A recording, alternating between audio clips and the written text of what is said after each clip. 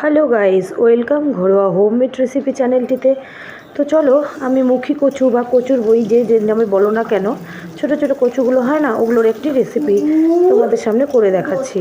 তো দেখো, এখানে এটা কিন্তু একটা মাছের ঝোল করব, ওই মুখী কচু আর আলু দিয়েই, রুই মাছের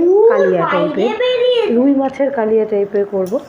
তো ওই মুখী কচু আর আলু দিয়ে, যেহেতু বাবা মারা আলু খাবে না, আমরা আলু খাবো, তার জন্য সেম সাইজ করেই কেটে নিয়েছি মুখী কচু আর আলু। দেখো, বোঝাই কিন্তু যাচ্ছে না যদি না বলা হয় কোনটা মুখী কচু কোনটা আলু।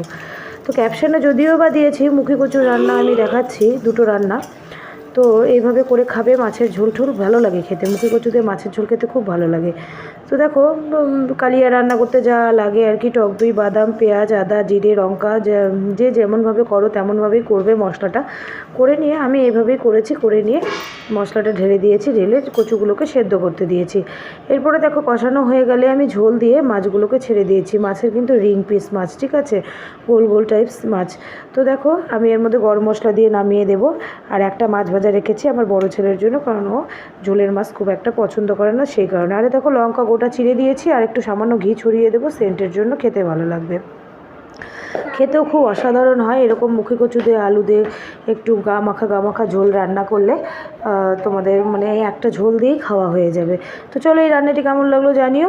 এবার চলো আসছি নেক্সট রান্নায়। আমার কিন্তু ভিডিওটি স্কিপ না করে তোমরা দেখতে থাকো। তো দেখো, আবার সেই মুখী কচুগুলোকে আমি এভাবে টুকরো টুকরো করে কেটে নিয়েছি, ডুমো ডুমো করে ছোট ছোট সাইজ করে কেটে নিয়েছি। তোমরা তোমাদের সাইজ মতো কেটে নেবে। এবার এগুলোকে আমি খুব সুন্দর করে পরিষ্কার করে ধরে নিয়েছি, কারণ মাটির নিচে থাকে, তো ওই জন্য অত্যাধিক মাটি থাকে, কিচকিচ করে বালি। তো সেই কারণে আমি খুব ভালো করে জল ছেড়ে ধুয়ে নিয়েছি। আর আলুগুলোকে এইভাবে ডুমো ডুমো করে কেটেছি। কড়াইয়ের মধ্যে কালো জিরে ফোড়ন দিয়ে আমি কচুগুলোকে আর আলুগুলোকে ঢেলে দিলাম, দিয়ে খুব ভালো করে আমি কষিয়ে নেব। আর এই যে তোমরা বাটনাটি দেখতে পাচ্ছ, এটার মধ্যে কিছুটা পরিমাণ কালো জিরে, বেশ কিছুটা 2-3 চামচ কালো জিরে, আর একটা গোটা রসুন আর কাঁচা লঙ্কা বাটা রয়েছে, ঠিক আছে। আর 3 চামচ কালো জিরে মানে কি, চা চামচের 3 চামচ কালো জিরে, তোমরা সেখানে পরিমাণ অনুযায়ী দেবে। আমার পরিমাণটা একটু বেশি ছিল, তাই তোমাদের কম হলে কম করে দেবে। তো যাই হোক, চলো, আমার দেখো লাল লাল করে আমি কচুগুলোকে ভেজে নিয়েছি, খুব সুন্দর করে অনেকক্ষণ সময় ধরে কিন্তু ভাজবে, যাতে কিনা লালপাটে ভাবটা থাকে, যে লালপাটে ভাবটা যেন না থাকে। লালপাটে ভাবটা থাকলেই তরকারিটা খেতে সেই টেস্টটা আসে না। আর এই দেখো, এই বাটনাটার মধ্যে আমি হলুদ লবণ দিয়ে দিয়েছি অলরেডি। আর দেখো, লালপাটে ভাবটা কেটে যাওয়ার পরে আমি বাটনাটা ওর মধ্যে দিয়ে দিয়েছি, দিয়ে সামান্য একটু জল দিয়েছি। আমার কিন্তু ভাজতে ভাজতেই কিছুটা সেদ্ধ হয়ে গেছে, আরও কিছুটা সেদ্ধ হতে হবে, কারণ এটা একদম মাখা মাখা, একটু মানে বেশ অনেকটা সেদ্ধ সেদ্ধ তরকারিটা হবে। তোমরা দেখলেই বুঝতে পারবে যখন আমি নামাবো তরকারিটা। আবার দেখো, ঢেকে দিলাম আরও ভালোভাবে সেদ্ধ হওয়ার জন্য।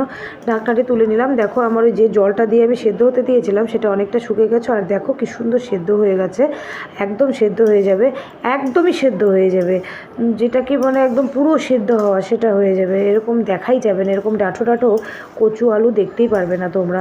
তো দেখো, এটাকেও আমি ভালো করে কষে নেবো। আর আমি কিন্তু আর জল ইউজ করবো না, আর কোনো ঝোল ইউজ করবো না, এইভাবে কষা কষা নামিয়ে দেবো। এই কচুর এই তরকারিটা খেতে এত অসাধারণ লাগে, বলার মতন না। এটা কিন্তু আদা জিরে বাটা, ঘি, গরম মশলা দিয়েও খাওয়া যায়। তো দেখো, আমি এইভাবে রান্না করেছি, কালো জিরে রসুন বাটা। তোমরা বাড়িতে খেয়েও, সত্যি বলছি, মানে এই রেসিপিটি থাকলে আর কোনো তরকারি খেতে ইচ্ছা করবে না। তো চলো, জানিও কেমন লাগলো, দেখতে পাচ্ছ তো আমার রান্নাটি। প্লিজ বাই, রাখ।